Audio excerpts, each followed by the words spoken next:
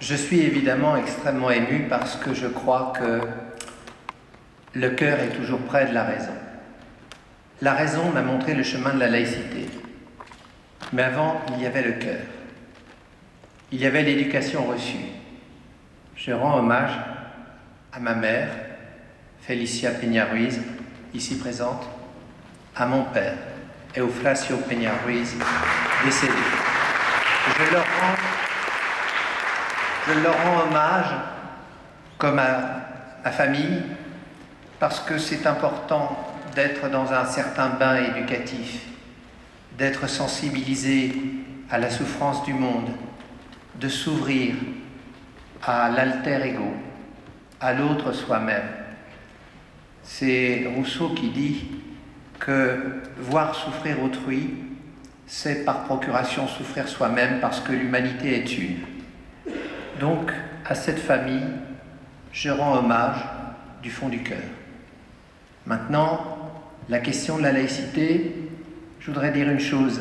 Lorsque j'avais 20 ans, elle ne me préoccupait pas. Ce qui me préoccupait, c'était l'injustice sociale.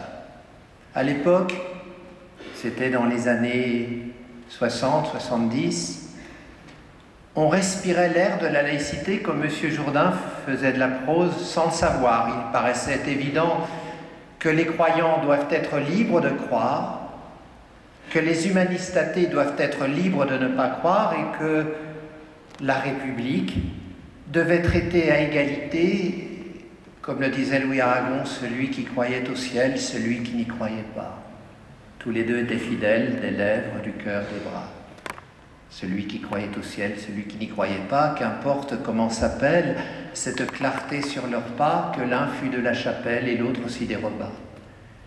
Il paraissait donc évident que le croyant et l'athée méritent exactement les mêmes droits, la même liberté de conscience, et que par conséquent, la République, Marianne, qui porte le bonnet phrygien de l'esclave affranchi et qui est donc symbole d'émancipation, il paraissait évident que l'allégorie de la République elle-même, devait viser le seul bien commun à tous et non pas privilégier les religions ou l'athéisme. Cela semblait évident.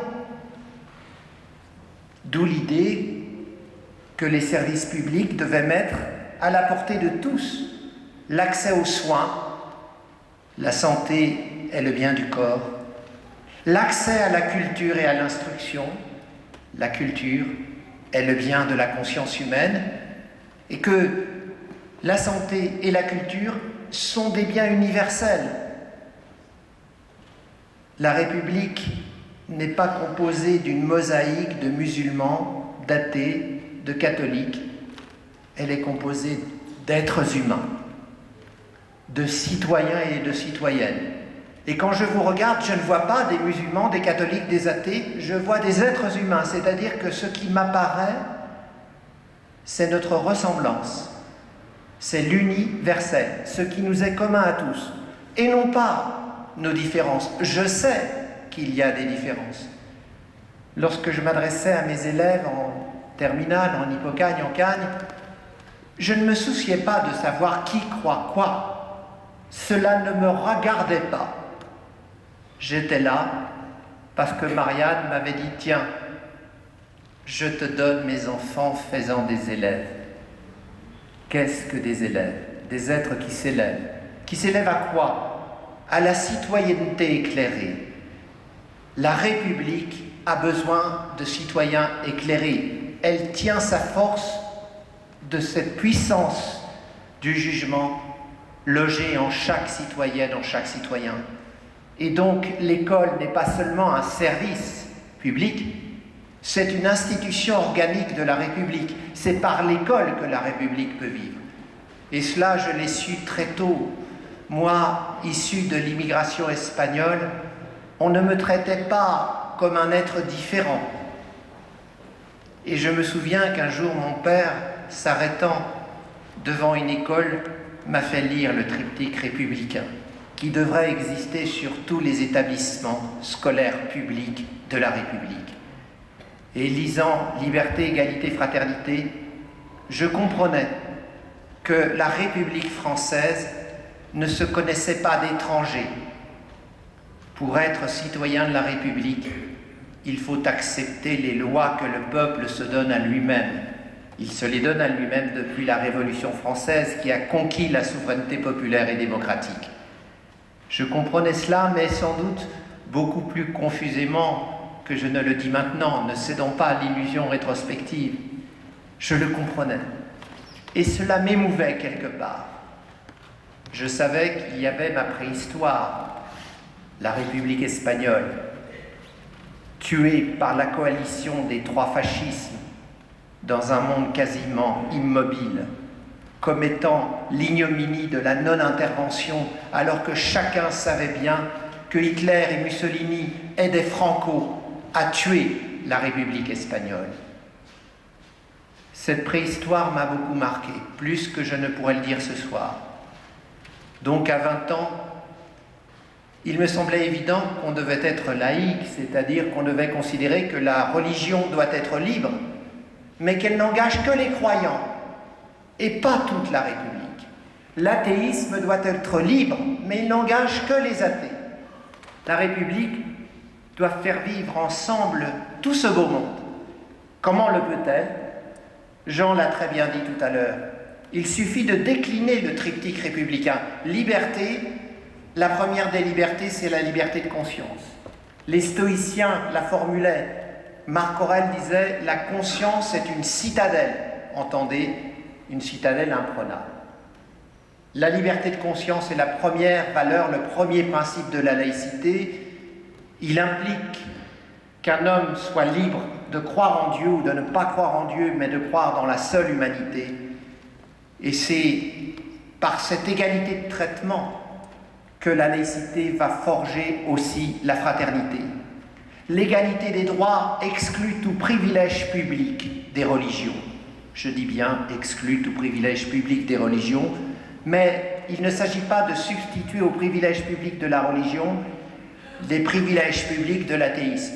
L'Union soviétique persécutant la religion orthodoxe à l'âge de Staline bafouait autant la laïcité que l'Espagne nationale catholique de Franco qui disait « En España somos católicos y un español es católico no es nada ». En Espagne, nous sommes catholiques et un espagnol est catholique ou n'est rien. Cette culturalisation de la religion a été véritablement une infamie qui a fait des Espagnols non-croyants les parias du régime. Par conséquent, le refus des privilèges de la religion, et non pas le refus de la religion, est essentiel. Il exigerait qu'aujourd'hui, on abroge le concordat d'Alsace-Moselle qui met à la charge des citoyens de la République,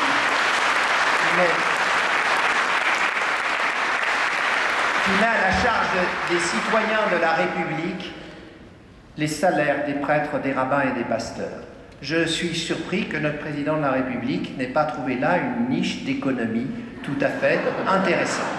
Alors, mais j'oserais dire aussi que je reste de ceux, sans être un laïcat sectaire, qui considèrent que le financement public de l'école privée religieuse depuis la loi Debré de décembre 1959 est une loi profondément anti-laïque et qu'il conviendrait de ne pas oublier, de l'abroger. Mais je ne vais pas, rassurez-vous, exposer à nouveau les principes de la laïcité.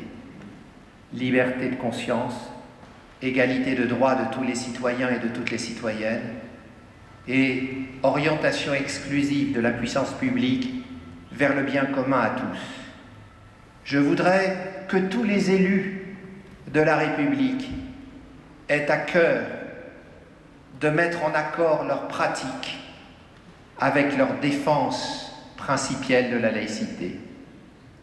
Avant de considérer que culture et culte pourraient se mêler, comme le proposait M. Machelon, commission mise en place par M. Sarkozy, M. Machelon recommandait une ruse pour contourner la loi de 1905. Vous savez quelle ruse ? Eh bien celle-ci. Quand une association veut obtenir des crédits pour sa religion, elle s'intitule culturelle. Et comme la culture est finançable publiquement alors que le culte ne l'est pas, eh bien, on détourne effectivement la loi. Il faudrait que la Cour des comptes se penche sur cela.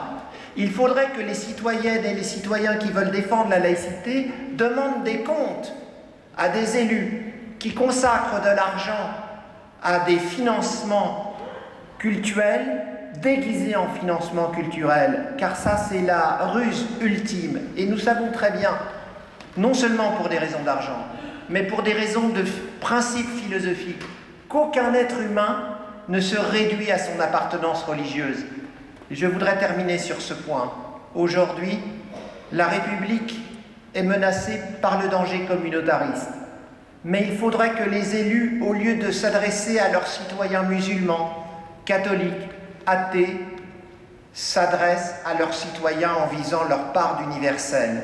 Car tout être humain a certes des appartenances particulières, mais il est aussi être humain, citoyen, citoyenne, et à ce titre, il est un être universel.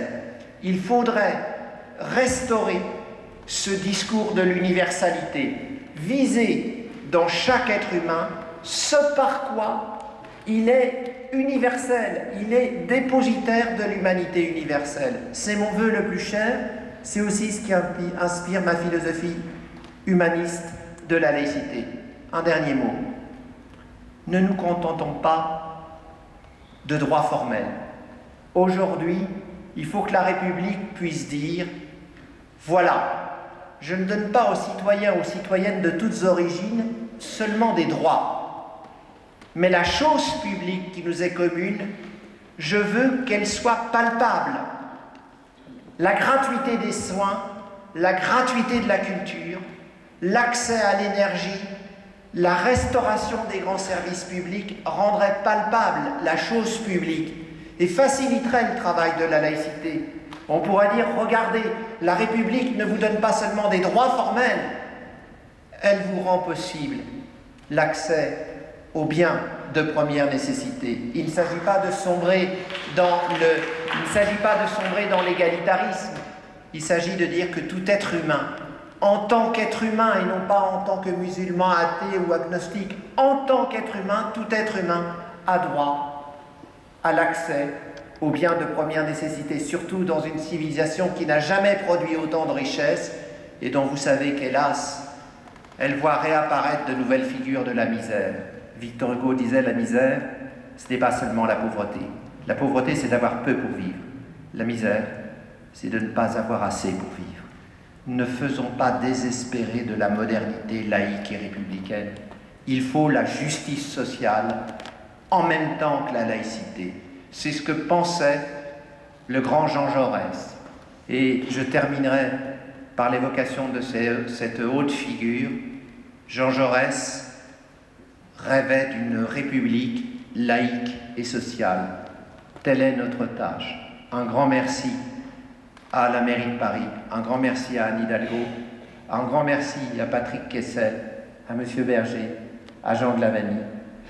Et je suis très heureux d'être lauréat en compagnie de mon amie Catherine Kinsler, admirable penseur de la laïcité. Merci beaucoup.